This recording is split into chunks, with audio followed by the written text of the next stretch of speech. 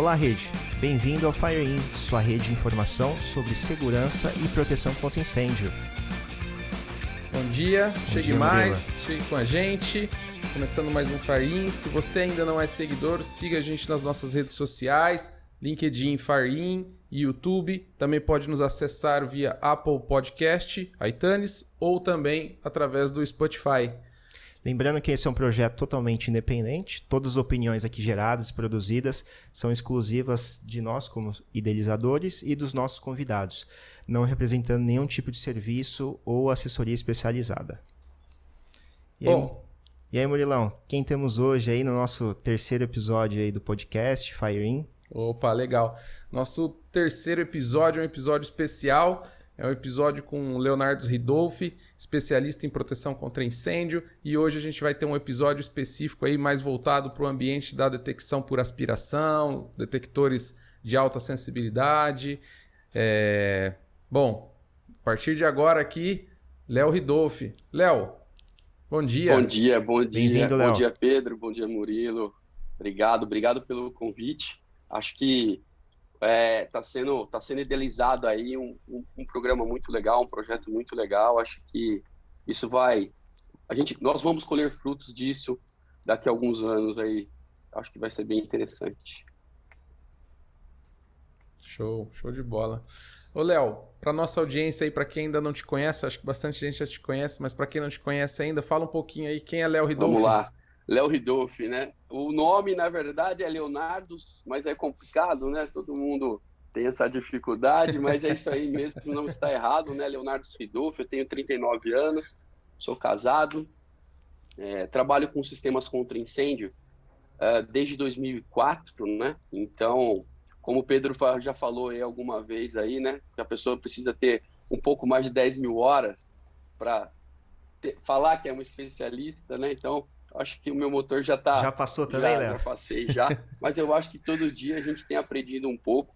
É um mercado muito, muito grande, são várias disciplinas, e toda vez que você vai estudar uma disciplina em si, para fazer uma aplicação, você vai ter que estudar, né? Você vai ter que ler uma norma, você vai ter que fazer alguma coisa, senão você não vai conseguir chegar naquele resultado satisfatório para você e para o seu cliente naquilo que você está desenvolvendo, né?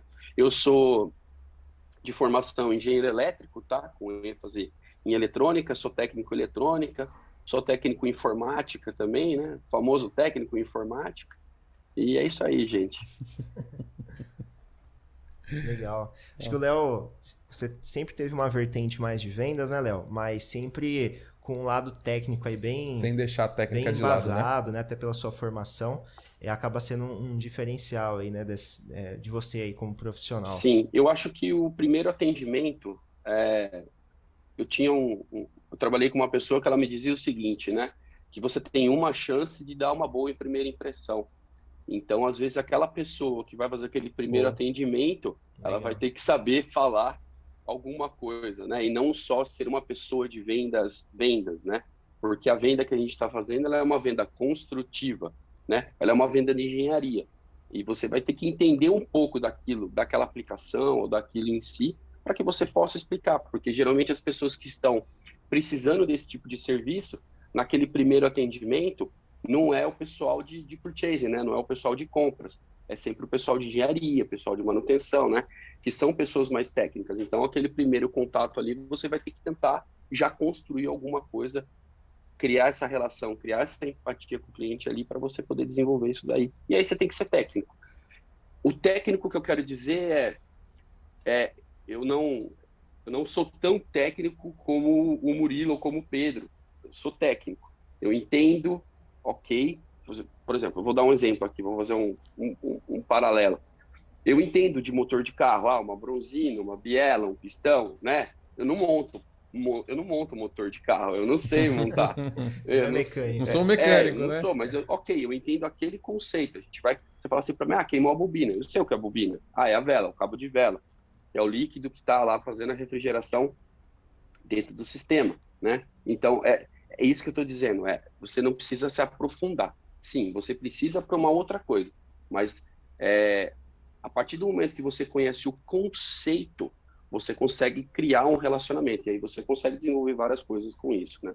É o conceito, sempre vai ser na minha opinião, hoje o conceito ele é muito importante. Eu acho que cada vez mais, não só no mercado de incêndio, mas outros tipos de mercado, não tem mais só o cara de vendas, o cara que só preenche planilha, te dá um valor, né? Cada vez mais... Tirador de pedido, né? Tirador de pedido. Cada vez mais a gente tem pessoas que conhecem tecnicamente o seu produto. No caso do sistema de incêndio, né?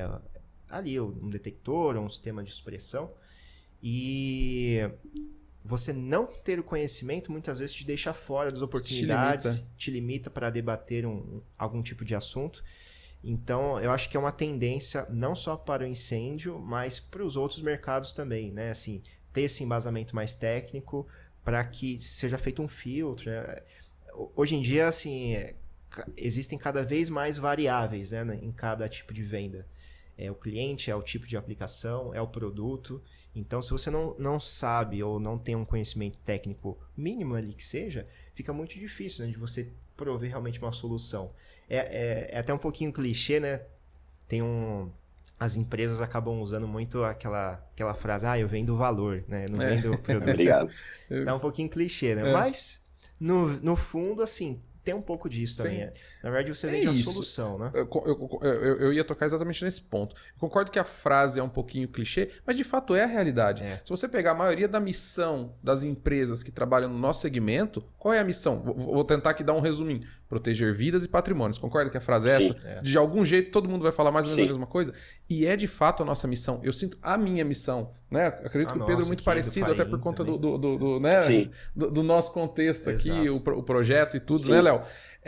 Então, assim, a missão é proteger vidas e patrimônios. E para fazer isso, como é que eu tenho que ser? Eu tenho que ser bom, eu tenho que fazer bem feito, eu tenho que estar seguro do que eu estou fazendo, eu tenho que ter ciência do que eu estou fazendo. Então, eu uso uma frase, uma brincadeira que eu tenho antiga assim.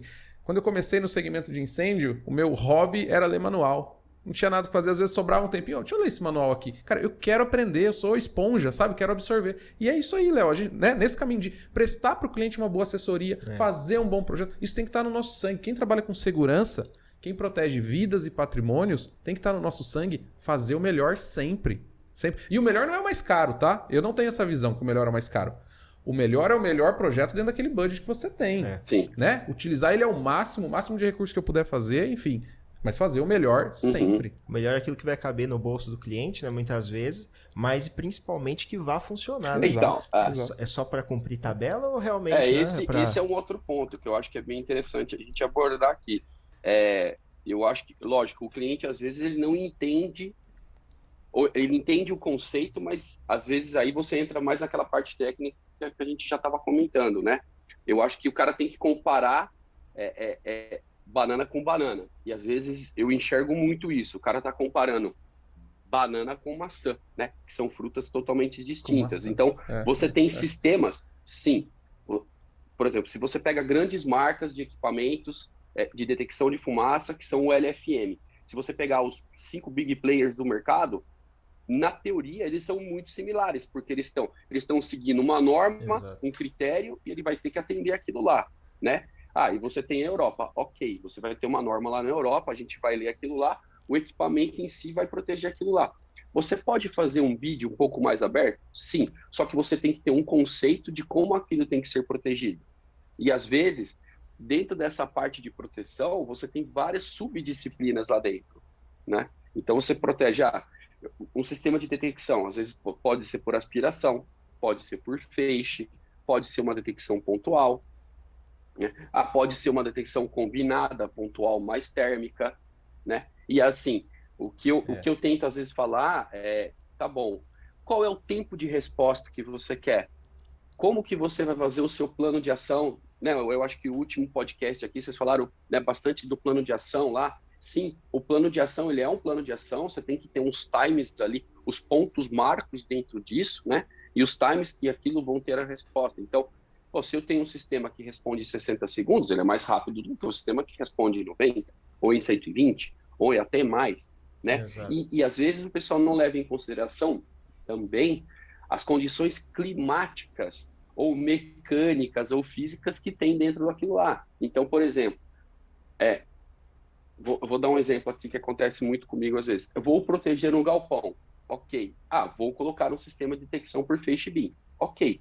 Só que aquele é um estoque, é um warehouse, onde você tem algumas portas de acesso, você abre e fecha aquilo o tempo todo, e você vai ter uma condição que, se você tiver um fogo, aquela fumaça ela vai ser diluída quase que o tempo todo, porque você tem uma troca de ar um pouco mais elevada dentro daquilo lá. Aí a minha pergunta é, qual vai ser a efetividade de um detector de feixe dentro de uma área dessa? Ah, se há um galpão que fica muito mais fechado na operação dele do que deslocamento de empilhadeira, abertura de porta, então é diferente, não é? Uma coisa é uma coisa, outra coisa é outra coisa, né? Então, como é que eu protejo isso? É engraçado esse ponto, né? Eu tive exatamente uma discussão dessa há um tempo atrás, e a pessoa me perguntando de uma tecnologia X que eu tenho acesso, e ele me perguntando, eu falei, mas espera aí, a condição que você está falando, esse tipo de equipamento ele não vai funcionar, mesmo que eu tenha uma tecnologia que seja diferente. Ok, dentro daquela filosofia de tecnologia, eu tenho uma tecnologia diferente, mas ela vai ser aplicada de uma mesma forma. Então, aquele galpão em específico, ele é um galpão lonado, ele vai vibrar, você tem acesso lá, não vai ter problema. Eu falei assim, mas hoje você já tem problema? Aí até que o cara falou, eu já tenho. Eu falei, então não adianta, você já tem, você já... 6 por meia você vai dúzia, trocar 6 né? por meia dúzia, entendeu? O que eu costumo falar hoje para as pessoas que, às vezes, eu tenho um pouco mais de liberdade, eu posso comprar uma Ferrari? Sim, eu tenho condição de comprar uma Ferrari. Mas se eu pego essa Ferrari e vou fazer o Rally dos Sertões com ela, eu não vou fazer o Rally dos Sertões com ela, cara. Não Ela vai é uma render, né? Ferrari, Não vai render. ela não vai entregar o que ela tem que entregar. E se eu tiver um Troller original, desculpa estar falando o nome da marca aqui, mas se eu tiver um Jeep, né, em si, que eu vou lá, vou comprar aquele Jeep e vou fazer aquilo lá, ok, faz parte da vida, né? Você pegar um carro off-road, ele vai fazer ele vai servir para aquele propósito, e a Ferrari não vai servir para aquele propósito, por mais que eu queira, né? Mas eu quero. Não, mas faz parte, cara. Legal. Deixa eu só fazer uma referência. Léo, detector de feixe BIM. Dá um overview aí pra galera, uma visão geral, o que é. Às vezes, né? Tá. Não sei se todo mundo tá dominando o conceito. Vamos lá. Então, tudo começa com o sistema de detecção de fumaça do tipo pontual, né? Que dentro dele você tem o RX e o TX, e todo detector de fumaça, ele vai ler uma unidade, assim como quilômetros, metros e assim por diante. Então, qual é a unidade que um detector de fumaça vai ler? É índice de obscurecimento por metro ou por pé. Pé é porque boa parte dos equipamentos que a gente tem conhecimento ou acaba trabalhando são equipamentos americanos, tá? Então, o detector de fumaça, ele, de novo, né, ele vai ler uma unidade chamada índice de obscurecimento por metro ou por pé. O que isso quer dizer? Um piloto de avião, ele quando está lá voando, né, ele consegue enxergar tantos a tantos metros. Então, a filosofia do detector é mais ou menos essa. Então, o detector de fumaça pontual, dentro dele vai ter um RX e um TX. Uma vez que a fumaça passar por aquilo lá, é uma refração, você vai ter um espargiamento da luz, porque ela estava mandando uma intensidade de luz para um lado, e aquilo não vai chegar do outro, porque a fumaça vai dissipar aquilo lá, você vai ter uma redução de sinal, e o detector vai acionar. Como é que funciona o detector de fumaça BIM, né? O detector de fumaça por feixe? Esse RX e TX que estão dentro de um único lugar, você vai colocar ele separado, né? Então, existem equipamentos no mercado que possuem um RX e um TX separados. Existem equipamentos que possuem RX e TX de um lado só e do outro lado é um espelho. Esse sinal vai ser emitido daqui para cá, refletir deste outro lado e voltar para o detector. Ou ele vai enviar o sinal desse lado e vai receber desse lado. Ponto. Como é que ele vai funcionar? Você vai ter que ter um incêndio, um sinistro, a fumaça vai ter que subir até o feixe dele, para que ele altere aquela concentração, aquela sensibilidade, e que ele possa fazer ali o acionamento do sistema, né? E aí você tem as condições mecânicas e climáticas dentro daquilo que você está protegendo, né? Mas é isso aí. Legal. Eu queria tocar num ponto. À medida que a tecnologia foi evoluindo, a gente foi criando alguns modelos, né, de tipo de detecção, né? O pontual, né?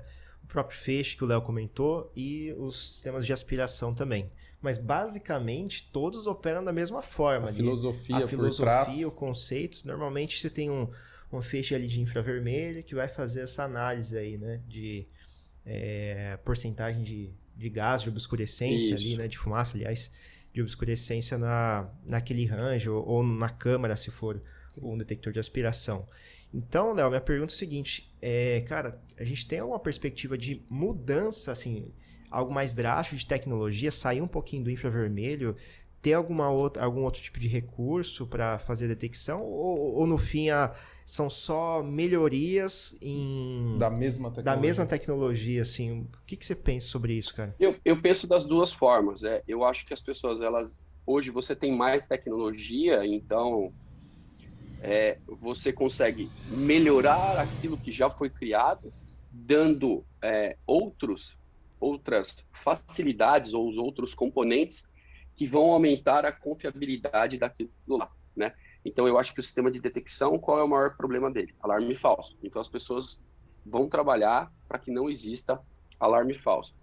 E sim, eu acho que também o pessoal está se aplicando em outros tipos de detecção, né? Então, por exemplo, eu trabalhei numa empresa que tinha um sistema de detecção de fumaça por câmeras de CFTV, né? Então, aquele DVR, ele tinha um software que trabalhava através de um algoritmo, você conseguia, através da câmera, você conseguia detectar a fumaça, porque a fumaça ela tinha um padrão, né?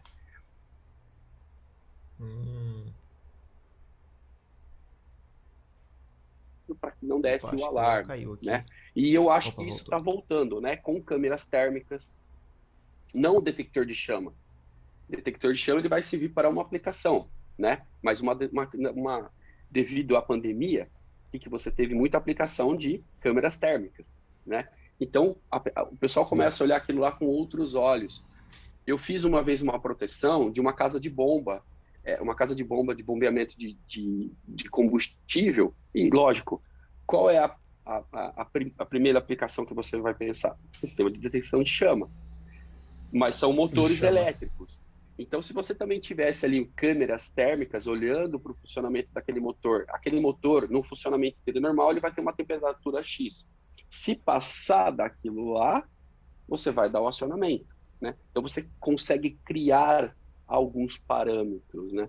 Mas eu acho, sim, Pedro, que as pessoas elas vão se aplicar cada vez mais em desenvolver, melhorar aquilo que já é existente e também partir para novas tecnologias, né?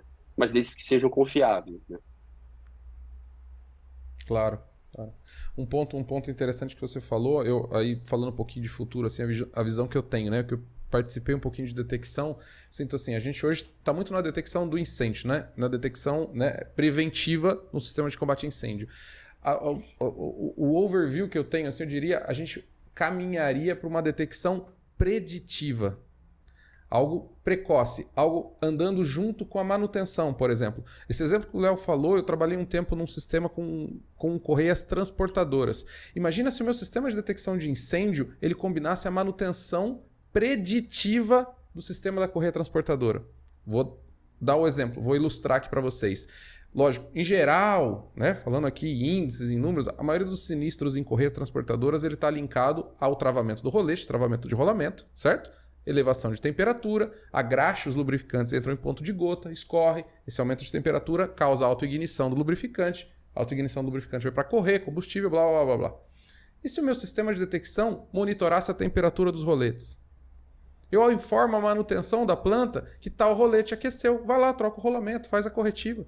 Eu nem deixo chegar em algo que pode no futuro se tornar um princípio de incêndio. Detecção preditiva. Né? Igual aquele pessoal em alta performance, carro da Ferrari, o cara pelo nível do óleo ali, pelas análises do óleo do motor, ele sabe qual retífica que tem que fazer, né? Conhece o cenário inteirinho do motor. Preditivo, né?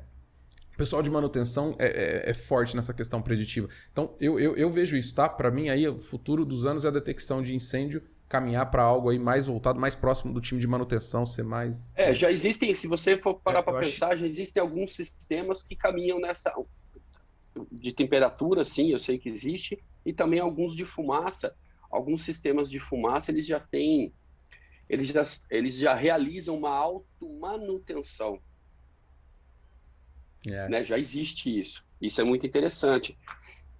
Só para complementar, Murilo, eu acho que às vezes é assim, as pessoas pensam muito no CAPEX, né? No investimento. E às vezes as pessoas não pensam no OPEX, na operação. E às vezes quando eu vou salvar de dinheiro na operação, o que aquilo vai me ajudar, qual é o retorno que eu vou ter naquilo? Ah, ok, eu vou gastar um pouco mais agora, mas ao longo dos anos eu vou ter um ganho com aquilo lá, né? Eu acho que às vezes também falta isso, né? O pessoal que tem essa visão. É muito imediatismo e às vezes fica complicado. Caminhando um pouquinho até para o comercial, aí o Léo vai me ajudar bem nessa, eu vejo muito isso, tá, Léo? Às vezes eu me deparo com situações de ouvir frases tipo assim, esse sistema é só compliance, esse sistema é só para atender norma, esse sistema é só porque a seguradora pediu, esse sistema é só porque o bombeiro pediu. E volta muito, reflete muito o nosso próprio objetivo do podcast, né, Pedro? Difundir conhecimento. Não é só isso. Eu posso ter um sistema, né, de incêndio. Quando a pessoa fala até a própria seguradora, eu falo, cara, você já viu o que essa seguradora tem de prêmio para o sistema que você está implementando, para um sistema de sprinkler? Vou até generalizar um pouquinho mais, abrir um pouquinho o leque. Cara, você pode talvez negociar, trocar de seguradora, porque uma seguradora oferece um bônus maior por você ter um sistema de sprinkler e pagar o sistema só na troca de seguradora. Né? Entre outras, né? Toda a própria questão toda a própria questão da própria manutenção, continuidade dos negócios, enfim. Complementando isso que você está dizendo, eu já tentei algumas vezes tentar relacionar a parte da seguradora com a parte da empresa, né, para que elas pudessem conversar e a pessoa entender os benefícios de ter o sistema, né? Pela aplicação, pelo dinheiro, por fazer um save daquilo lá e assim por diante. Mas às vezes são informações, são sigilosas e as pessoas elas não vão divulgar aquilo lá de uma maneira que seja convincente, que as pessoas possam receber aquilo lá e acreditar naquilo lá, né? E isso é difícil. E aí a gente cai de novo a gente volta de novo no início, né? O cara vai querer aplicar porque ele tem que fazer, porque alguém está pedindo e ele não vai dar a devida importância que deveria ter, né? Isso está muito atrelado à cultura, né? Às vezes aqui do brasileiro mesmo, a gente só dá importância quando, né, não tem um evento, tem né? um evento ou fica tá no com problema. algo indisponível. Exatamente, quando está no problema. Então, eu acho que se a gente pudesse escalar alguns pontos aqui de ter um sistema até certificado e tudo mais, seria a questão da segurança, né? De pessoas, de patrimônio, mas até pensando um pouquinho em valores para a operação do cliente, se o cliente pensar na questão de downtime, por exemplo, né, o tempo ali que ele vai ficar, não vai ter o sistema dele, seja um data center, um galpão, a operação em trabalhando, né? Se ele começar a pensar um pouquinho nesse aspecto, já vai começar a fazer sentido do ponto até financeiro para ele. Então, aí a gente sai dos conceitos triviais, seriam atendimento de norma, bombeiro, seguradora, a questão de segurança, para algo até talvez que lhe dê mais importância, não sei, não deveria, né? Mas às vezes é o que acontece. Mas mesmo assim ainda existe uma dificuldade, né? Das pessoas entenderem o valor de um sistema de incêndio, e aí eu incluo aqui todas as disciplinas. Pedro, e assim, eu gostaria de fazer um comentário em cima disso que você está dizendo. Lógico, né? Uma pessoa de vendas, ela vai usar todos os argumentos possíveis e impossíveis para tentar convencer alguém. Mas o que você disse é muito importante. Eu acho que o que tem que ficar claro para todo mundo, inclusive, e isso mais claro ainda para o usuário final, aquele cara que recebe o sistema, qualquer sistema, tá? Ele tem que tentar entender que quando eu tenho um equipamento certificado e aprovado, alguém foi lá e testou e aprovou e certificou que aquilo vai fazer aquilo. Vou dar um exemplo. Um detector de fumaça pontual num laço com 1.500 metros, com 2.000 metros, vai falar com o painel em até 10 segundos. Ok, tá lá, foi testado. Alguém colocou aquilo para funcionar daquela forma, naquela condição específica. né? Ou o cara foi lá, ele desenvolveu uma placa de fibra ótica para fazer os painéis de incêndio falar em rede. Aí ele vai falar para você, olha, se for uma fibra X monomodo, vai fazer tantos metros entre os painéis, se for uma multimodo, vai fazer tantos metros. Mas alguém foi lá e certificou. Ah, existem equipamentos que não possuem fibra ótica? Sim, existem, vários, de várias marcas. Aí se eu colocar um conversor de mercado, a responsabilidade é tua. O fabricante não testou aquilo lá daquela forma. Ele não certificou. E o que as pessoas entendem é o seguinte, a partir do momento que você tem uma aplicação de um produto que não está de acordo com os critérios da norma ou os critérios do próprio fabricante, ele não vai te dar garantia daquilo lá. Se você precisar da ajuda dele, você não vai ter. Aí, vamos lá, é simples. Você tem um carro, seu carro está original, está tudo legal, a seguradora foi lá e fez o seguro dele. Se você, por algum motivo, foi lá, rebaixou, fez isso, fez aquilo, mexeu no motor do carro, se você tiver o sinistro, a seguradora, ela não vai te pagar. Ponto. É simples assim. Exato. Ponto. Essas questões de sistema certificado dá uma Dá briga uma também. discussão, Meu Deus.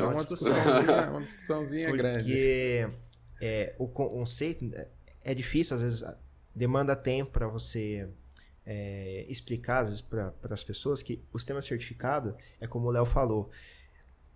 Ele não tem margem para fazer adaptações. É algo assim, chega até a ser um pouquinho chato de tão quadrado que é. Mas é isso mesmo, não tem como fugir. Se o cara quer um selinho da certificadora X ou Y e tem um certificado, né, descrevendo os equipamentos, são listados, não adianta. Você tem que usar aqueles equipamentos que estão naquele certificado. Ah, eu vou pegar um equipamento certificado de uma marca, um equipamento certificado de outra. Ok, você vai ter um certo nível de confiabilidade. Foi até testado, mas eles não foram testados em conjunto. Então, o termo sistema certificado não é válido. Isso é importante, né? Assim, para o pessoal entender que não adianta eu fazer um picadão aí de equipamentos certificados. Opa, meu sistema é certificado. Não, amigão. Sistema certificado é diferente de equipamento certificado, né, Léo? Isso também em algumas disciplinas a gente vê muito. É o tal do Frankenstein, né? Faça um Frankensteinzão, é certificado. Não. Uma coisa, outra coisa é outra coisa. Queria também falar um pouquinho, Léo, sistemas de aspiração. Esse é um tema também aí extenso aí. Como que a gente entende o que é um sistema de aspiração? Acho que é já a primeira pergunta. Legal. Um aspirador? É um aspirador. O sistema de aspiração, na verdade, ele foi criado, né, devido, de novo, né? Você tem algumas aplicações, você tem um ambiente específico lá que qualquer outro sistema de detecção de fumaça não vai conseguir funcionar devido a vários aspectos que você tem ali dentro. E aí foi desenvolvido o sistema de aspiração, no qual você tem uma bomba dentro dele que faz a aspiração do ar durante 24 horas por dia, 7 dias por semana, né? E ele tem uma câmera de detecção a laser dentro dele, né? Então, são diodos laser que vão vão conseguir detectar a fumaça em si e dar o alarme, né? Ele não é um analisador de fumaça, né? As pessoas às vezes confundem um pouco aí os critérios do sistema. Ele é um sistema de aspiração. Ele faz a aspiração do ar. Então, por exemplo, eu tenho conhecimento de alguns produtos, né? Então, de 100% do ar que é aspirado, 5% vão para dentro da câmara e os outros 95% voltam para dentro do ambiente, né? Então, é um equipamento de detecção de fumaça que tem princípios mecânicos, porque ele tem uma bomba, ele tem que aspirar X litros por minuto por ponto de amostragem. Então, o que é o ponto de amostragem? Como é que você trafega, né? Como é que você leva a fumaça da onde ela está até o detector? Através de uma tubulação. Geralmente, essa tubulação ela pode ser de CPVC, e não, né, no caso, não de PVC, porque o CPVC em si, alguns CPVCs vão suportar uma temperatura maior na ocorrência de um incêndio, tem uma característica mecânica diferenciada. Você também pode fazer com inox, aço galvanizado, né? Se você for, por exemplo, aplicar isso numa indústria alimentícia, você vai ter uma tendência a usar uma tubulação de inox. E essa tubulação vai receber pequenos furos na própria tubulação e estes furos aqui vão dar, né, vão conseguir captar a fumaça e levar até o detector de aspiração. Tá? Então, a filosofia dele é mais ou menos essa. Mas existe um conceito. Ele é um detector de fumaça normal, né? Então, ele vai seguir alguns parâmetros, algumas regras do sistema de detecção pontual. Então, para cada sensibilidade que você vai rodar um cálculo, porque diferente de um sistema de detecção pontual, até do próprio detector de fumaça por phase to beam, para o sistema de detecção por aspiração, você tem que executar um cálculo hidráulico, né? E ele vai te dar os parâmetros já que você depois vai tentar já comissionar um sistema com aqueles parâmetros.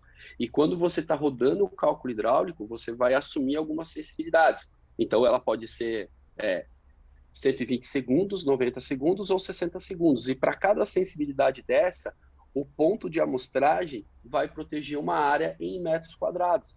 Então, por exemplo, se eu faço um cálculo hidráulico numa sensibilidade standard, cada ponto de amostragem vai proteger 81 metros quadrados. Então, se eu vou para 90 segundos, eu vou diminuir a área de atuação, porque eu quero um sistema mais rápido. E se eu for para os 60 segundos, eu vou reduzir mais ainda, né? Então, eu saio de 81 para 18 metros quadrados, né? E uma coisa que é interessante, que eu acho, por exemplo, e quando você vai proteger algumas grelhas de retorno de ar-condicionado, que o sistema de aspiração também protege, cada ponto de amostragem, se a gente for levar a NFPA como parâmetro, cada ponto de amostragem vai proteger 0,6 por 0,6, né? Então, você reduziu mais ainda a área de atuação do ponto de amostragem. Então, você pegar uma grelha, essa grelha tem... eu estava trabalhando numa grelha um dia desse, ela tem 2,80 por 0,8. Em cima da grelha, você tem 12 pontos de amostragem. Aí a norma já está te dizendo, olha, então a gente volta de novo no ponto da norma. A norma está dizendo, você vai ter que fazer isso, isso e isso, porque isso é uma grelha. Mas, aí vamos lá. Mas por que é desse jeito? Porque, às vezes, você tem uma diluição da fumaça muito grande, você tem uma troca de ar muito grande. Então, se você tiver qualquer sinistro lá dentro, aquela fumaça, às vezes, não vai ser suficiente para um sistema poder acionar. Então, por isso que você aumenta a quantidade de pontos de amostragem ali na tubulação, para que você possa aumentar as chances de você pegar aquilo lá e aumentar a sensibilidade dele também, né? Essa questão de ponto de amostragem, Léo, é bem importante, né? Porque à medida que a gente vai aumentando os pontos de amostragem, a gente vai também diminuindo a sensibilidade de uma forma geral do detector, né? Porque eu vou ter mais pontos ali para diluição, enfim, essa questão de diluição é o fator chave nesse tipo de tecnologia. Então, qual que é o limite, assim, eu tenho que fazer um upgrade de modelos, de versões, mas de uma forma geral, como que eu analiso, assim, se eu tenho que ter X furos, é por metro quadrado, é por velocidade ali interna na sala, ou é pelo modelo do equipamento mesmo que suporta 10, 15, 20, 200 pontos? Eu vou até um ponto abaixo na pergunta do Pedro, Léo. Na mesma pergunta, que eu já participei de um processo também em CPD com grelhas, e até a pergunta é, qualquer detector faz grelha? Faço todas as grelhas do meu CPD com detector só? Não. Né? Não. Vamos lá, eu vou tentar explicar um pouco aí. Qual é a regra básica de um sistema de detecção por aspiração? Você vai ter que entender quantos pontos de amostragem aquele equipamento pode fazer. Então, esse é um critério. Então, segundo critério, quantos metros de tubulação aquele equipamento vai suportar, tá? Então você vai ter equipamentos no mercado que vai ter 100 furos, 25 por tubo. Você vai ter tubos, 2 tubos de 100 metros, você vai ter um tubo que vai fazer até 25 metros, né? Então, esses são os primeiros critérios que você tem que buscar. Então, quanto que aquele detector vai conseguir ser ou proteger em metros lineares de tubulação, tá? E o segundo critério, quantos pontos de amostragem eu vou ter, eu vou estar disponibilizado para poder proteger uma área. né? E aí você fala assim, não, tá bom, então então vamos lá. Eu vou proteger um warehouse. Esse warehouse tem quanto? Ele tem X por X, legal. Aí eu vou perguntar, qual é a sensibilidade que eu vou usar lá dentro? É uma standard? É 120 segundos ou ela é 90 segundos? Lembrando, de novo, né? Se for standard, é 81 metros quadrados. Se for 90 segundos, eu vou reduzir para 30 e poucos metros quadrados, 37 metros quadrados cada ponto de amostragem. Então, às vezes, de acordo com aquela sensibilidade que eu vou usar para aquela aplicação, aquele detector específico, eu não vou conseguir aplicar ele lá. Porque eu vejo muito, eu acho que é um conceito que sim é válido, mas é um conceito que fala assim, vírgula, se você tiver isso. Eu vou explicar.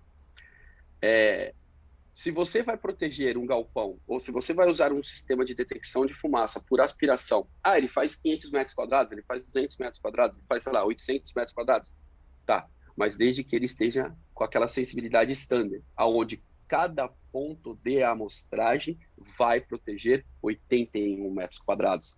E se eu sair de 81 metros quadrados e usar uma de 90 ou de 60, onde a área de atuação do ponto de amostragem é reduzida, aí eu já perdi aquele critério. Então, aquilo não vai atender mais. Então, eu tenho que... Às vezes, eu vou ter... Vamos lá. Eu vou ter um equipamento que protege, sei lá, 5.000 metros quadrados e tem um equipamento que protege 2.000 metros quadrados. Mas, às vezes, eu tenho uma área de 200 metros quadrados que eu vou ter que usar um mega detector de fumaça. Por quê? Porque ele vai ter mais capacidade de aspirar o ar, porque, às vezes, você tem muitos pontos de amostragem. E aí, Murilo, volta um pouco naquilo que você perguntou. Eu posso proteger várias grelhas? Não, você não pode proteger várias grelhas.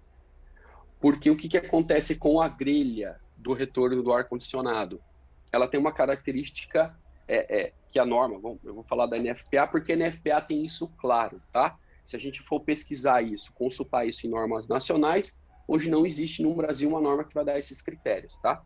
Então, na NFPA 76 lá, ela vai falar o seguinte, que as grelhas de retorno de ar-condicionado, cada ponto de amostragem vai proteger 600 por 600, né? 0,6 por 0,6. Aí você vai falar assim, então, tá bom. Se eu tenho esse equipamento aqui, eu tenho uma grelha X, então, essa quantidade de furos que eu tenho aqui dentro, eu vou conseguir colocar aquele detector específico. Aí volta uma coisa muito interessante. Você tem que entender se o fabricante que você está utilizando vai conseguir realizar aquela detecção naquele critério. Porque ele pode ser um sistema de aspiração? Sim, ele pode ser. Mas para proteger, às vezes, a grelha de retorno de ar-condicionado, você vai ter um critério muito, muito diferente do normal, né? Então, e o que acontece com a grelha? Às vezes você tem uma quantidade de grelhas muito grande, geralmente em data center, né? Eu trabalhei Data center, acho que é a principal aplicação, né? O data center é assim, você tem um data hall. De um lado você tem 14 retornos de ar-condicionado, do outro lado você tem mais 14. Né? É assim. Não, é redundante. E cada um deles tem 2,80 por 0,80. Então você imagina a quantidade de ar que sai lá de dentro que você troca dentro daquele ambiente em específico. E o porquê que você às vezes não pode estar utilizando um único equipamento para proteger várias grelhas de retorno de ar-condicionado? Porque lembra que no início eu falei que o sistema de aspiração ele é um detector de fumaça, porém com princípios mecânicos. Se você tem 3 grelhas, você está protegendo com um único detector. Se 2 grelhas estão funcionando e você desliga a outra, ele vai desbalancear. Ele não vai entender aquilo lá. Ele vai dar um erro de fluxo, porque o sistema tem que trabalhar balanceado. Então, o Murilo aí que entende um pouco mais de mecânica, né? Acho que o Pedro também, né, vai entender um pouco. Eu sou de elétrica, aí eu deixasse pro Murilo. Não, eu vou até além, eu até pulo além, lógico, né, tem essa questão, mas tem a própria questão da detecção, a gente fazer uma detecção falsa. Se eu tenho diferença de pressão entre as máquinas, se essas máquinas estão com vazões diferentes, máquinas CRA, né, basicamente aí, elas estão com vazões de ar diferente, eu posso ter uma máquina aspirando mais, a gente volta no tema de diluição. e aí eu estou diluindo mais o ar. Então, vamos pensar o seguinte, eu tenho 3 grelhas, eu estou com as 3 grelhas, um detector, um único detector de aspiração, olhando 3 grelhas, 3 máquinas CRA. Por algum motivo elas se desbalancearam, tem uma com mais vazão. Aquela com mais vazão, ela está normal, mas uma com menos vazão está em sinistro, né? Aquele ciclone que ela vai formar dentro do data hall, começa a pegar fumaça. Muito difícil, né? A probabilidade do detector pegar é muito pequena, porque aquela máquina que está com mais vazão vai inundar de ar limpo o tubo de amostragem, consequentemente vai ser muito mais difícil de eu enxergar a fumaça naquela terceira máquina CRA que está com baixa vazão. Então, né, a própria questão da diluição ali, diferença de pressão, consequentemente maior vazão, né? Eu posso ter um problema de uma falsa leitura, uma leitura enganosa, né? Eu não ler um sinistro. Não, e o que você está falando, Murilo, é muito importante, porque e aí você entra em critérios de projeto. Então, as perguntas, lembra que, né, a gente comentou que você tem que fazer as perguntas corretas, porque você tem que aplicar aquilo corretamente e tal. Aí você entra nesse aspecto. Eu falo assim, tá bom, como é que você vai ligar as máquinas? Como que elas vão funcionar? O data center vai estar... elas vão estar funcionando constantemente? É simultâneo? Não é simultâneo? É simultâneo? Não é simultâneo? Constantemente? Por Qual que é o regime? Porque senão eu vou ter mais detectores, eu vou ter menos detectores. Ponto. PT saudações. Se às vezes eu colocar menos detectores, na minha operação, aquilo vai falhar. Vai falhar porque ele não vai ter capacidade, ou ele vai falhar, ele vai dar um alto fluxo, vai dar baixo fluxo, né? Porque você está ali aplicando um pouco mais de pressão nele lá, porque uma das grelhas foi desligada, né? Então, aí começa. Mas aí a gente tem um tema muito importante aí, é preço. Né? Aí volta, mas o cliente final... Cara, se a gente não levar isso para o cliente final e falar assim, ô cliente final, olha, a gente tem esse critério, vamos definir um critério aqui, porque aí todo mundo vai apresentar um orçamento em cima do critério que foi feito, né? E ele tem que te ajudar também, porque ele tem que saber a operação dele. Não, o meu data center vai funcionar 24, né? Vai ser 24/7. Então tudo vai estar funcionando. Então ok. Então eu posso reduzir um pouco o número do sistema de detecção ali que vai proteger. Aí ele fala, não, eu tive um caso desse um tempo atrás. Para a mesma solução, eu tive 4 opções. Mas por quê? Porque o cara entendeu aquilo que eu estava explicando para ele. Ele coçou a cabeça e falou assim, mas é assim? Eu falei, é assim. As máquinas CRA, ela tem 4 metros de altura. Nossa, é uma mega máquina. Só que é o seguinte... são mega máquinas. E aí você, sei lá, eu vou dar um exemplo aqui. Tinham, sei lá, 6 máquinas. Só que para aquela operação específica, somente 3 vão estar funcionando. E as outras 3 estão dentro do mesmo ambiente. E ele já queria colocar o sistema das outras 3. Falei, mas o sistema vai falhar. Ele não vai funcionar. Aí que começa. Mas eu posso colocar um detector maior? Pode. O que eu vou ter que fazer? Depois eu vou ter que fazer um outro cálculo hidráulico e distribuir aquela tubulação lá em cima, né? Eu posso usar um equipamento menor? Eu tenho que saber se meu equipamento menor vai conseguir proteger a grelha daquela forma. Falando em CPD, caminho, supressão. Posso fazer supressão com sistema de aspiração? Consigo cruzar laço no detector de aspiração? Preciso de 2 instrumentos? Como funciona isso um pouquinho, Léo? Dá uma ajuda aí pra galera. Já vi uns sistemas meio doidos aí no mercado. Vamos lá. Sim, isso é possível. A norma libera isso, né? Isso tá escrito na norma. Qual é o princípio do sistema de supressão? 2 dispositivos têm que cruzar a informação para que você faça o disparo da cabeça de comando elétrico, né? Para que você tenha a supressão ali por agente limpo e assim por diante. Até o sistema de água, né, Murilo? Um pre-action da vida. Sim. Aí, né? Sim, você pode cruzar o sistema de detecção de fumaça por aspiração com qualquer outro dispositivo, lembrando sempre que o sistema de aspiração ele tem alguns níveis de alarme, então ele vai ter alerta, ação, fogo 1, fogo 2. É recomendado sempre utilizar o fogo 2, né, para você fazer a supressão, e você não pode, e lembrando, né, para cada evento desse que eu disse, você tem um relé específico, né? Então, você vai ter o relé de ação, o relé de alerta, o de fogo 1 e de fogo 2. Você não pode cruzar os 2 relés, porque aquele equipamento é um só. Então, você não pode usar isso. O que você tem que fazer? Então, existem sistemas de aspiração que a própria tubulação dele tem um endereço. Então, você tem lá um equipamento que tem 4 tubos, e cada tubo daquele vai ter um endereço. Tem fabricante que tem o detector tem 2 tubos, cada tubo tem um endereço. E aí você pode proteger aquela área com 2 detectores cruzando aquela tubulação, né? Então, ao invés de ser assim, você tem um detector que tem 2 tubos aqui, mais um detector que tem 2 tubos aqui. Mas eles não vão assim, você vai cruzar essa informação. Você vai ter, tipo assim, tubo 1 do detector 1, tubo 1 do detector 2, tubo 2 do detector 1 e tubo 2 do detector 2. Então, você faz um cruzamento. Aí sim a norma permite. Mas se você cruzar somente a informação de fogo 1, fogo 2, aí está equivocado. Aí não é legal, não. Não pode. Na verdade, não pode. Não está escrito na norma. Mas aí o que eu faço, Léo? Eu coloco os 2 tubos, por exemplo, o mesmo tubo, né? Fazendo o primeiro alarme para fazer o cruzamento com a mesma área de cobertura. Ou não, eu espalho esses 4 tubos na sala e qualquer 2 que acionar, já serve de cruzamento de laço. Bom, aí a gente vai distribuir os tubos, né, numa sensibilidade X ali, por exemplo, 81 metros quadrados, ou seja, né, cada ponto de amostragem vai proteger uma área de 81 metros quadrados e sempre você, no caso, você vai utilizar o fogo 2 dos 2 equipamentos. Então, assim, se um tubo deu fogo 2 e se o outro tubo deu fogo 2, ele cruzou aquela informação porque são equipamentos distintos e aí sim você vai conseguir fazer a supressão. No Brasil é muito utilizado o sistema de supressão como um warning. Ele quase, boa parte das aplicações que eu vejo, a gente não dispara o sistema de supressão. Quem dispara o sistema de supressão é detectores de fumaça pontuais, tá?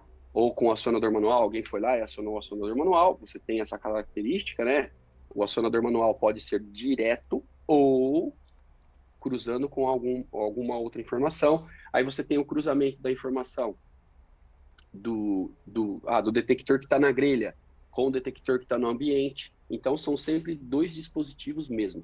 Você não pode cruzar um único dispositivo. E quando a gente está fazendo essa parte de tubulação, de colocar as tubulações dentro da sala, você só vai conseguir isso com equipamentos que são endereçáveis, ou que você tenha o tubo endereçável, porque são poucos os fabricantes que têm sistemas que possuem o tubo endereçável. Então você tem lá, lembra que eu falei alerta, ação, fogo 1, fogo 2? Então você tem fabricante que tem e essas 4 condições para cada tubo. Tem fabricante que tem 2 tubos com essas condições. Então você tem sensibilidades distintas para cada tubo, você vai ter o fogo 2 em cada tubo. Então, quando você mescla isso, aí sim você consegue fazer a supressão. Aumenta a confiabilidade, consequentemente você consegue disparar o sistema de supressão. Isso. Eu até, saindo agora um pouquinho de CPD, Léo, Tá. A gente estava discutindo aqui aquelas questões mecânicas dentro do tubo, me veio uma na cabeça e é uma que a gente sabe que no dia a dia aparece bastante. A gente está falando de amostragem de ar, certo? Certo. A gente está falando de ar, a gente está falando de temperatura, está falando de umidade, Uhum. concorda? Variação de temperatura, esse ar pode condensar dentro do tubo. Sim. Pode ir água para dentro do detector? Como é que funciona? O detector está sujeito a essa condensação, concorda comigo? Sim. Como é que eu faço uma detecção numa câmara fria, por exemplo? Vai condensar. Vai. Aí você tem alguns recursos, né? Aí, de novo, aí cada fabricante vai ter as suas melhores práticas para aquela aplicação específica. Geralmente, em câmera fria, você toma algumas ações para que isso não ocorra. A primeira, o detector ele vai ser instalado invertido, né? Ao invés da tubulação estar saindo para cima, a tubulação ela vai vir, fazer uma serpentina e entrar por baixo. Porque você cria uma resistência mecânica para que a água entre nele ou acesse o detector. E nessa serpentina que você colocou, você vai colocar uma válvula para você fazer o dreno da água que está dentro da tubulação. Então, não tem problema instalar o sistema de aspiração dentro de uma câmera fria, por mais que condense a tubulação e que chegue a água até próximo do detector. E aí, um outro critério que tem que ser levado em conta. Quando você está protegendo uma área de resfriamento, uma câmera fria de 5 graus, não vai ter problema nenhum, né? Você não vai ter uma condição climática extrema ali dentro que vai prejudicar o equipamento. Mas quando você vai proteger câmeras de congelamento, câmeras de menos 20 graus, menos 30 graus, menos 10, aí existe um gráfico que você vai analisar que, de acordo com a temperatura que está sendo aspirada, eu vou ter que ter uma distância X de tubo, porque aí que está, a temperatura de operação do equipamento é que vai influenciar. Então, qual é a temperatura de operação do equipamento? É 0 graus. Então, o ar que está sendo aspirado, ele vai ter que percorrer uma distância X para ganhar mais temperatura e acessar o detector a 0 graus, acima de 0 graus, né? Então, ele vai lá de 0 até 50. E aí, Murilo, não é só para câmera fria. Eu posso proteger uma área com muita temperatura, com 70, 80, 90 graus, com sistema de detecção de fumaça por aspiração? Sim, eu posso proteger. Só que eu vou ter um gráfico que eu vou fazer o inverso. Eu vou saber quantos metros de tubo eu vou ter para que o ar entre dentro da temperatura de operação que o equipamento vai suportar. E aí, voltando ao assunto principal aqui, que é a câmera fria, você tem os pontos de amostragem. Os pontos de amostragem, eles são, né, um conezinho, né? E no bico do cone, você tem um furo. Esse furo é de 2, 2,5, 3 milímetros, 4 e assim por diante. O que acontece? Uma vez que você tem a condensação, você vai criar água neste bico. A água vai escorrer e ela vai congelar. Ela congelando, eu bloqueei o fluxo que está sendo aspirado naquele ponto de amostragem. E aí o meu detector ele vai falhar, ele vai dar uma falha chamada baixo fluxo. Por quê? Porque aquele bico de amostragem está interrompido. Lembrando que um detector de aspiração ele tem uma característica mecânica. Cada ponto de amostragem vai ter uma vazão de 2 litros por minuto. Então, o detector em si vai vazar X litros por minuto. Se eu tampar um bico, ele vai dar problema de low flow. É assim como se eu injetar muito ar em algum dos bicos, ele vai dar problema de alto fluxo. Então, eu tenho dois problemas, baixo fluxo e alto fluxo. Então, alguns fabricantes possuem bicos anticongelamento, que é um bico convexo, né? Então, ele é assim, o ponto de amostragem está aqui. Se você tiver água, a água ela vai escorrer pelas paredes. E isso vai fazer o quê? Vai fazer que não congele o centro dele, que é onde você está fazendo a aspiração. E geralmente a condensação geralmente acontece perto das portas de entrada, onde você tem aquela porta que tem as fitas lá, né? Então, ali você tem bastante condensação naqueles pontos que vão ali, e perto das máquinas que que estão insuflando o ar dentro da câmera fria. Não existe um cálculo matemático que vai falar assim, eu preciso aplicar este bico para que eu não tenha problema de baixo fluxo. Não, é mesmo na operação. E geralmente o cara da câmera fria, ele sabe mais ou menos aonde a câmera fria dele congela mais e congela menos. Mas essas são as regras. Então, ponto 1, sempre o detector invertido. Ponto 2, levar em consideração qual é a temperatura que está sendo aspirada, porque ela tem que chegar a 0 graus no detector, fazer essa parte dessa válvula do dreno d'água, né? E você verificar quais são os pontos de amostragem que estão dentro da câmera fria ali, que tem a probabilidade de congelar, para que você possa instalar alguns equipamentos ali para que isso não ocorra, para que você não tenha falha. Boa. Posso? Vai lá. Antes, voltando até na questão de sensibilidade, ainda mais por conta da câmera fria, eu não gosto muito daquelas classificações que o pessoal usa de metragem, área de cobertura de detector. Eu acho que é um parâmetro muito fraco, eu diria, para você já especificar um equipamento para uma área ou para um cliente, para uma aplicação. Quero um detector para 2.000 metros. 2.000 metros. esse. Eu acho que é o parâmetro, assim, dá um norte? Dá, mas não é um parâmetro de engenharia ou correto de se utilizar. Então, a gente tem aqui um critério mais ou menos das ENs, que eles multiplicam, né, a obscurecência de cada furo pelo número de furos. Então, se eu tiver, sei lá, 200 furos aí numa tubulação com um X aí de obscurecência, eu posso chegar num ponto em que a minha sensibilidade ela vai chegar tão próxima de um detector pontual que toda aquela tecnologia que eu investi não vai servir, né, de nada. Então, é importante também a gente pensar no tipo de ambiente que a gente quer proteger. Qual o objetivo da detecção, né? Se é de alta sensibilidade, se é de baixa sensibilidade, né? Qual que é o meu objetivo final da detecção, né? Num ambiente super limpo, como um data center, consequentemente eu vou querer uma obscurecência menor, uma sensibilidade maior, para eu ter uma atuação mais rápida. Normalmente é essa regrinha. De repente, numa área fabril, ou num armazém, um warehouse, alguma coisa do tipo, a minha sensibilidade vai ser menor. Eu já tenho ali uma incidência de pó, poeira, a minha troca de área ali maior com o ambiente externo, eventualmente num ambiente tão limpo.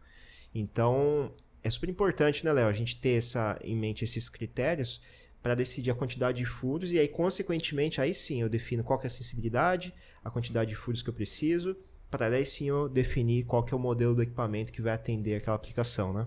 Isso, porque, complementando isso daí que você comentou agora, a sensibilidade de um detector por aspiração é a média da somatória dos pontos de amostragem, né, dividido por eles. Então, sei lá, cada ponto o detector é 2. Por que ele é 2%?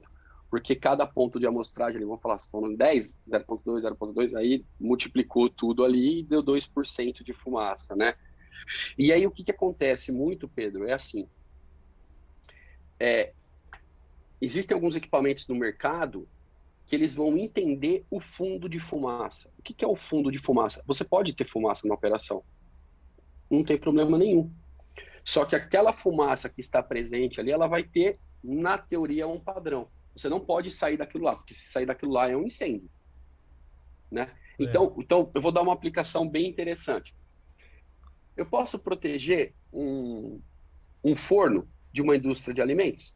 Posso, mas eu tenho fumaça lá. Sim, o equipamento entende aquela fumaça e ele vai trabalhar os meus limiares, né? Os lineares ali, os meus limiares de alarme acima do nível de quantidade de fumaça que tem no ambiente, né?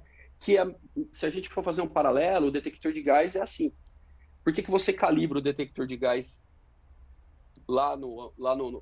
em campo? Porque o zero do campo é diferente do zero da bancada, né, Pedro? Do laboratório. Exato, boa. É a mesma coisa. Depois eu conto essa historinha, hein? Né? Não, mas é verdade, eu faço muito esse paralelo. Você pode fazer a calibração do equipamento de um detector de gás na bancada? Sim, só que o zero da bancada não é o mesmo zero que você tem no ambiente que ele está operando. Então, o sistema de detecção de fumaça por aspiração, ele vai ter o mesmo critério. Eu posso instalar ele em áreas que tem particulado? Sim. Eu posso instalar ele em áreas que eu já tenho fumaça? Sim. Eu vou ter que entender aquele critério industrial, aquele ambiente, para que os meus níveis de alarme, eles vão ser acima daquilo que já é existente, não abaixo, porque senão você vai ter alarme falso. E aí que está o problema. O sistema tem que ser confiável. E quando você começa a ter alarmes falsos, ele deixa de ter credibilidade. Aí as pessoas desligam, falam que aquilo não funciona. Eu escuto muito isso, tá? Não funciona, não sei o quê. Não, mas aí na hora que você vai analisar, a tubulação está errada, os pontos de amostragem estão equivocados, a sensibilidade que o equipamento está setado está equivocada. Então você tem várias coisas que você vai assumir no comissionamento startup para que você mitigue o alarme falso e para que você dê maior confiabilidade para o sistema. Mas sim, ele pode ser aplicado em áreas que você tem aí. Por exemplo, Murilo falou em correia transportadora. Você fala, Léo, posso proteger uma correia transportadora com sistema de aspiração? Sim. Eu posso proteger uma madeireira? Sim. Eu posso proteger uma fábrica de cimento? Sim, mesmo tendo particulado. Porque alguns fabricantes têm equipamentos específicos para áreas industriais. Ele tem um filtro mais parrudo dentro dele, ele vai ter outros benefícios ali do que simplesmente você ter um equipamento que pode ser aplicado numa área que é mais limpa, que não tem tanto particulado. Mesmo se a gente for falar de um data center, que na teoria a gente acha que é uma área limpa, o consumo de filtro é grande, porque você tem uma troca de ar muito grande. E existem data centers, por exemplo, que você faz a captação externa do ar para você refrigerar o data center. Ok, você tem filtros, você tem várias coisas ali, mas você não controla tudo, né? Existem algumas coisas que a gente não consegue controlar. Legal, legal.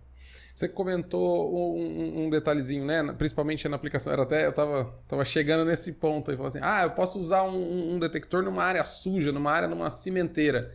São filtros, Léo? São acessórios? São instrumentos? Que é uma combinação de fatores aí que a gente chega para poder usar um detector, né, que vai amostrar ar, né? Que vai captar. Outra coisa, eu preciso no projeto, eu vejo muito isso, né? No projeto projetar uma rede, uma tubulação que me permita fazer a limpeza dessa tubulação periodicamente. São esses detalhes, né? Eu acho que a gente tem que ter esses detalhes no projeto. Eu vou desenhar um sistema para uma cimenteira, não, né? Numa empresa de cimento com grande índice de poeira e eu não prevejo nada na minha tubulação, ponto para eu fazer a limpeza da tubulação. Tá certo? Tá errado? Sim, geralmente quando você vai fazer o projeto, se for áreas industriais que você tem muito particulado, você já tem que fazer a previsão de válvulas para que você possa fechar, desabilitar o detector, né? Nessa desabilitação, você acoplar ali um aspirador de pó e fazer a aspiração da tubulação. Esse é um ponto. Segundo ponto, você pode prever um sistema de ar comprimido na própria tubulação, aonde ele vai fazer uma rotina 6 vezes ao dia, 5 vezes ao dia, jogando uma pressão X ali dentro da tubulação, para que você possa fazer a purga da poeira que está dentro da tubulação. Tá? Então, você tem esses critérios. Então, sim, você tem que fazer a previsão disso. Uma coisa que eu vejo muito recorrente, o que é? Você vem com a tubulação e entra no detector direto, né? Só que você tem que fazer uma limpeza. Então, o correto seria ter uma válvula no meio do caminho que você possa desrosquear ela e tirar aquela tubulação do lugar. Porque o que acontece? Na manutenção, você acaba quebrando aquelas conexões que existem em cima do detector. Em relação a filtros, quando você vai trabalhar numa área que tem muito particulado, você pode agregar outras coisas no sistema também para você mitigar e aumentar a vida útil do detetor. Você pode colocar filtros externos na linha, né? De novo, você pode inverter o detector, porque você cria uma barreira mecânica para a poeira chegar até ele, tá? Se você vai proteger uma área química, por exemplo, você tem alguns filtros de água, né? Então, ele frio, ele vai filtrar aquele ar que está vindo contaminado e vai jogar um ar mais limpo dentro do detector para que sim, aquele detector possa funcionar, né? Então, ele está aspirando o ar, aquele ar vem com particulado de gás ali, qualquer coisa do tipo que você está detectando, uma área tóxica ali, vai passar por este filtro da água, ele vai filtrar o ar e vai jogar esse ar com essa quantidade de fumaça e as partículas de fumaça dentro do detetor e ele vai fazer o funcionamento que ele tem que fazer. Mas você tem que entender aonde você está aplicando, qual é o ambiente e como opera aquele ambiente. Eu já desenvolvi projetos de sistema de detecção por aspiração e correia transportadora de carvão. Fala, mas como assim? Normal. O que eu vou colocar? Vou colocar filtro externo, vou colocar um filtro d'água, vou instalar o sistema invertido e vou conseguir fazer a detecção. Né? Então, eu tenho que tomar alguns cuidados para que eu possa aplicar o equipamento daquela forma. Né? Eu acho que é aí que está. A gente volta nas melhores práticas, porque isso a norma não mostra. A norma não vai falar para você que em área que tem muito particulado, que blá, blá, blá, blá, blá, blá. Não, isso não vai falar. Aí entra o fabricante.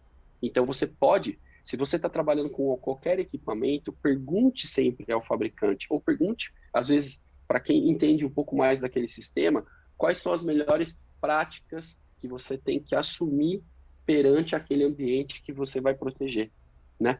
Que aí você já instala, você já faz a previsão de um sistema correto, né? Que ele não vai dar falha, você vai aumentar a vida útil do detector e assim por diante, tá? Mitigar alarme falso, que é o que a gente mais deseja, enfim. Esse ponto até junto com outro assunto aqui, Léo. Né? A gente viu aqui essa parte de detecção por aspiração, a aula que o Léo nos deu hoje aí é uma ciência. né? O tanto de coisa que tem, tudo isso, né? Que está envolvido numa detecção, né? Não dá para estimar só com a metragem quadrada. Né? Só a metragem quadrada tá fora, né? A gente já acho que consegue enxergar isso. Aí eu junto dois temas aqui. O equipamento, tudo isso que a gente está dizendo, né? Tudo isso que a gente está vendo aqui, aprendendo com o Léo, isso tudo está em certificados. Os equipamentos foram testados para isso, certo, Léo? Né? Certo. Tudo isso está testado, documentado. Sim. E outra coisa, a pessoa que vai aplicar tudo isso, ela precisa ter um treino, ter uma qualificação, isso junta com a certificação, porque eu entendo, isso tem que ser tudo juntinho, né? Tem que, são engrenagens de uma única roda, né? Que vai virar o sistema de detecção. Eu tenho instrumento, tenho características, especificações para todas essas aplicações. Instalação, comissionamento. E esse profissional tem que dominar tudo isso que a gente está dizendo aqui, certo? Como funciona isso? Geralmente as pessoas que vão comissionar, fazer o startup, né, o comissionamento startup do equipamento, essa pessoa ela tem que ser certificada pela fábrica, né, por qualquer fabricante, né? Então, geralmente como é que funciona um curso certificado de um fabricante? Se ele tem cálculo hidráulico, você vai fazer o certificado do cálculo hidráulico. Depois você vai fazer o certificado do comissionamento startup, né? E, por exemplo, se você pega um sistema de supressão de qualquer fabricante, cada fabricante vai ter o seu cálculo hidráulico. Então, você vai ter que fazer um curso e ser certificado naquele cálculo hidráulico específico. No caso do sistema de aspiração, também da mesma forma. Você vai realizar um treinamento. Nesse treinamento, você vai ser qualificado para realizar o cálculo hidráulico. Você vai ser qualificado para fazer o comissionamento e startup do equipamento. Porque a instalação é uma coisa. Você vai corrigir, o cara que faz o comissionamento startup vai corrigir aquilo que foi feito na instalação. Então, esse é um ponto. E um ponto que eu gostaria também de mencionar, Murilo e Pedro, não sei se vocês concordam comigo, eu sei que o projetista, muitas vezes, ele não é certificado, né? Ele é um cara que ele entende das disciplinas e ele realiza os projetos, mas seria interessante às vezes também, eu conheço muitos projetistas que são certificados, mas conheço também alguns que não são certificados, então seria interessante às vezes o projetista também ter a noção da certificação do equipamento para que aumente também a carga técnica que ele tem em relação à aplicação daquele equipamento, porque assim, o cálculo hidráulico do sistema de aspiração, mais ou menos o que está no papel, é aquilo que vai estar em campo. Inclusive, até os padrões de alarme dele. Porque eu fui lá e falei, olha, você é, sei lá, standard. O seu nível de alarme é esse. O cálculo hidráulico já mostra isso. Cada ponto de amostragem vai ter 2 milímetros. Então, você vai ter que já instalar aquilo com cada ponto de amostragem é 2 milímetros. O que eu vejo muitas vezes, o cara vai em campo, tá dando problema de fluxo, ele começa a furar mais a tubulação para fazer a normalização do equipamento. Não é legal, né? Mas sim, a pessoa tem que ser certificada, eu acho que eu acho, Murilo, não é que ela tem que ser certificada porque ela tem que ser certificada. Não, eu acho que o interessante é que ela seja certificada para que ela tenha uma aproximação com o equipamento, que ela possa entender aquilo de uma forma diferente e ter mais familiaridade com aquilo lá, né? Porque, de novo, a gente volta lá no início. Tudo é conceito. Se você nunca leu a norma, você não vai entender o conceito do equipamento. Então, né? O cara, ele pode chegar a ser piloto de Fórmula 1? Sim. Mas ele foi lá, ele começou a aprender a dirigir lá, ele, né, tinha a bicicletinha dele, ele foi ganhando mais experiência, foi estudando mais, foi se aplicando, foi treinando, né? E assim por diante. Acho que o pré-projeto, eu acho que o projetista até pode, né, com os conceitos gerais, com norma, fazer uma estimativa ali, né, do que eles pretendem fazer, enfim, para uma licitação, coisa do tipo. Mas quando a gente entra já num projeto executivo, para execução, aí é a particularidade de cada equipamento, e eu concordo com o Léo aí também. O projetista, ou seja quem for que estiver desenhando ali a solução, ele tem que estar familiarizado com o produto. Aí desce um pouquinho mais o nível, não é o conceito só normativo de eu vou escolher a solução aspiração, por exemplo. escolher a solução, mas desenhando conforme os padrões de cada fabricante, né? Então a gente desce um pouquinho, se aprofunda um pouquinho mais no conhecimento, para que todos esses critérios que o Léo mencionou de número de pontos, sensibilidade, aplicação, como que eu vou posicionar o detector, se tem que ter filtro, se não tem, aí de acordo com cada equipamento. Até porque, assim, né, no executivo eu tenho que listar os part numbers, né? Do que eu vou utilizar. Se eu não conheço o produto, a chance de eu acertar é mínima, né? É uma discussão que o Pedro aqui a gente já teve algumas vezes, né? A gente até entende. Aquele básico, tal, aquele que vai montar o bid, ainda ser por talvez um não certificado, tá, Léo? Mas a hora que a gente entra de fato no executivo, vai fazer a obra, esse projeto tem que ser revisado, tem que ser feito um executivo com alguém certificado pelaquela tecnologia que vai ser instalada. Aquela tecnologia que venceu o bid tem que ter um projeto executivo dela, antes da instalação. Na minha visão, a instalação tem que ser um espelho do que está no papel, do que está no projeto. E o projeto tem que ser feito por alguém, né? O executivo, o fino, tem que ser feito por alguém que domina 100% a tecnologia. Eu acho, né? Quem já esteve no campo, né? Sei lá na frente só para comissionar e você ter que vir reconferindo tudo, o que ficou talvez 2 anos em projeto, né? É até um pouco injusto, né, Léo? Sim. Né? Você tem que pegar todos os detalhes ali no comissionamento. Eu acho que é interessante, o que vocês dois estão comentando agora é muito interessante. É um assunto, primeiro que é um assunto sensível, é um assunto delicado. Pô, vamos lacrar, né? Assunto de lacração.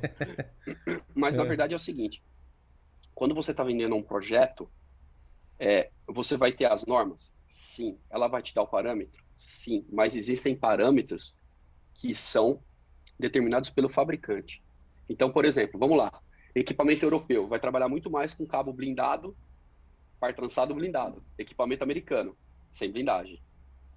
E aí você vai falar assim, tá bom. Aí o equipamento americano, ele pode trabalhar com cabo blindado? Sim.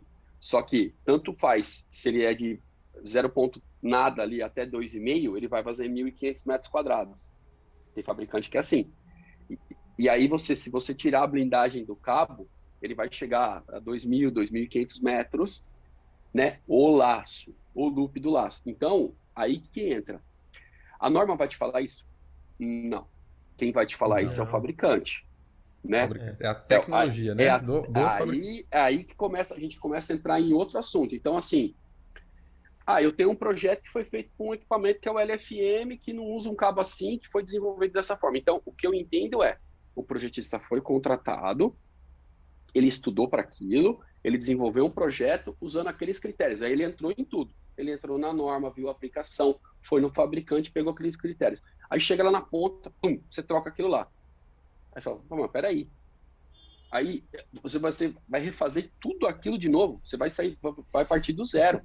Porque você tinha uma tecnologia X sendo, né, aplicada para aquilo. Mas é um sistema de detecção de fumaça. Ok, eu entendo que é um sistema de detecção de fumaça. Mas alguns parâmetros e critérios foram assumidos ali. Agora não vamos mudar? Ok, vamos mudar. Mas tá aqui, ó. Assim. Porque assim, eu entendo que você foi contratado para fazer um projeto e você recolher uma RT. Aquele projeto, ele vai ter que ser efetuada uma execução. Um as-built, isso e aquilo, Mas se você tiver um sinistro dentro da sua planta, se qualquer perito for lá, né, e for levantar essas informações, o que ele vai fazer? Ele vai fazer de trás para frente. Ele vai ver aquilo que está instalado, como foi feito, aí ele vai voltar no projeto. Vai falar assim, legal, o projeto está aqui, ó. Foi feito assim. O executado está aqui. Isso não fala com isso. E aí? Aí a gente tem um problema. Né? É que, infelizmente ou felizmente no Brasil, isso fica um pouco na nuvem, né? Fica no cloud aí, né? Mas é um critério, se a gente for para um outro país aí um pouco mais criterioso com isso, a gente vai ter problema, né? Por isso que você entrega um databook, um projeto esbiltado, né? Aquilo que está instalado, né? Tem que refletir com o projeto, né? Então, eu vejo muito isso, né? A área tinha X metro quadrado. Aí um dia você vai lá visitar, aquela área virou 4 salas.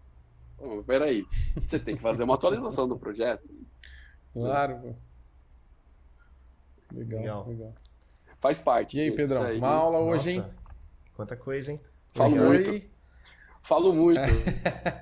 Não, mas é conteúdo, Léo. Conversa boa. Conteúdo é bom, a conversa flui. Falando em conteúdo... Bom, boa pergunta, hein? Ô, Léo, como é que você se mantém informado? Como é que você se atualiza aí? Dá uma dica pra gente aí, uma dica de leitura, enfim. O que você traz aí pra gente? Eu costumo assistir muitos webinars de fabricantes, né? Eu acho que isso é bem interessante. Eu sei que existe uma barreira da língua, né? Geralmente você pega muita norma tá em inglês, né? Mas você tem aí, por exemplo, a NFPA também em espanhol, e às vezes ela vai te dar alguns argumentos, né, para que você consiga fazer algumas coisas ali.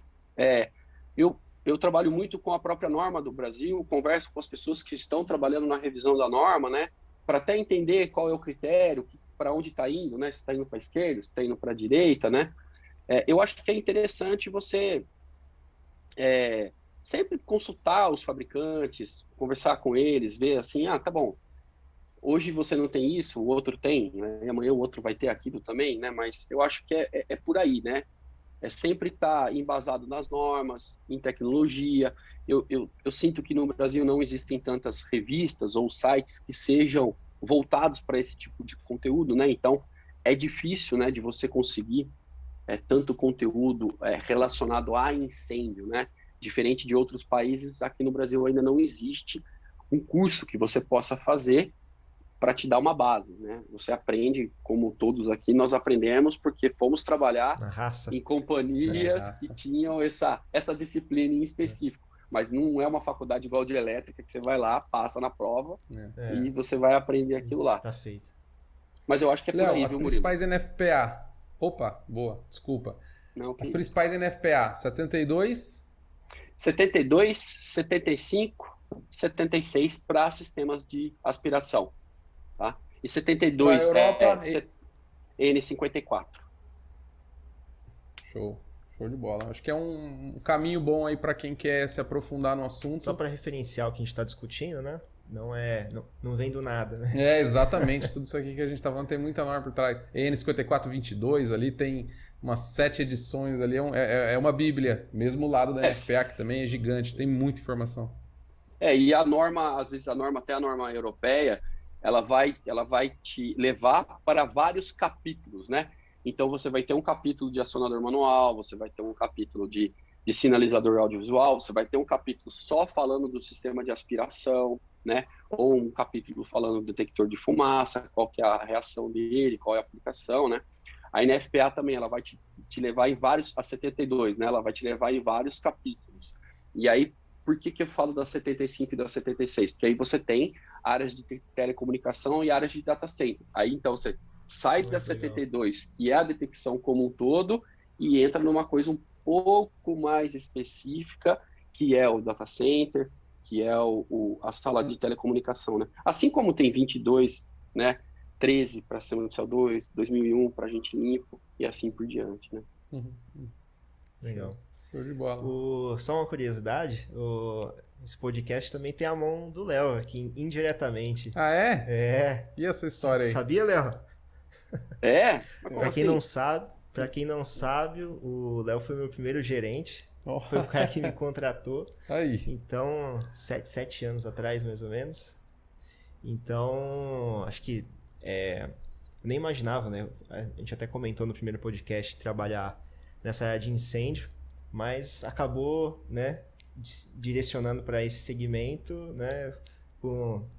Se iniciou com o Léo aí. Então, você acaba fazendo parte, Léo, indiretamente também desse podcast aqui.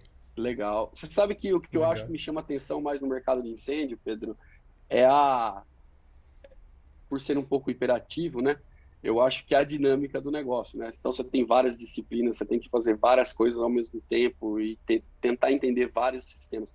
Lógico, a gente não é especialista em tudo, mas a gente tem que entender os conceitos. E eu acho que o que me chamou mais atenção, porque quando a gente é novo, a gente não tem muita noção daquilo que a gente quer fazer ou daquilo que a gente gosta, né? Se você perguntar do que eu gosto mesmo, eu gosto de andar de moto e carro, né? Mas eu gosto muito, eu gosto muito do que eu faço, muito mesmo, eu acho que é muito interessante. é dinâmico, é específico, é técnico, é desafiador, porque se você me pergunta alguma coisa, eu não sei responder, eu vou procurar a norma, eu vou te provar que o que eu estou falando para você está escrito em algum lugar e eu não achei aquilo, né? Eu não esfreguei uma lâmpada e aquilo... Inventei. Não é assim, né? Eu acho que o que me chamou a atenção, e eu acho que com as pessoas que eu converso, no mercado de incêndio, eu acho que o que brilha os olhos é quase sempre as mesmas coisas, né? É proteger vida, patrimônio, você convencer o cliente, fazer aquela venda construtiva, tal, isso é bem legal, cara. Bom, Léo, como é que o pessoal te acha aí nas redes sociais? Se alguém quiser te mandar uma mensagem, tirar alguma dúvida, fica à vontade aí para passar seus contatos. Estou disponível ali no LinkedIn, pode mandar um inbox para mim ali, tem meus e-mails, tem tudo lá. Estou sempre disponível, ajudo naquilo que for possível aí. Leonardo Ridolfi no LinkedIn, certo? Leonardo, esse não erra. Se você escrever Leonardo lá, vão aparecer poucos. Só tem um. Não, no Brasil só tem esse. Ainda não tem outro. Leonardo Ridolfi no Brasil, um só, tá fácil. Não, esse tá fácil, tá lá. Esse vai achar, pode mandar um inbox, a gente vai conversar. Ô, Léo, obrigado por fazer parte desse projeto, obrigado por confiar na gente, obrigado pelo seu tempo, estar aqui conosco e, principalmente, né, democratizar a informação, democratizar o conteúdo de sistema de proteção e combate a incêndio. Obrigado pelo apoio aí. A gente está desconstruindo, né? Como é que foi a palavra que vocês usaram no primeiro podcast lá, Pedro? Que o teu amigo comentou. Democratizando. Isso, é isso aí. É uma palavra legal. Informação. É isso aí. Gente, legal. Eu agradeço muito a oportunidade. Eu acho que aquilo que a gente pode fazer, a gente faz, né? Então, a informação tá aí, a gente compartilha, não tem problema nenhum. Show de bola. Léo, muito obrigado. Obrigado a todo mundo aqui que nos acompanhou até aqui. E ficamos por aqui. Até a próxima. Valeu. Tchau, tchau. Valeu, galera. Valeu, gente. Tchau. Valeu.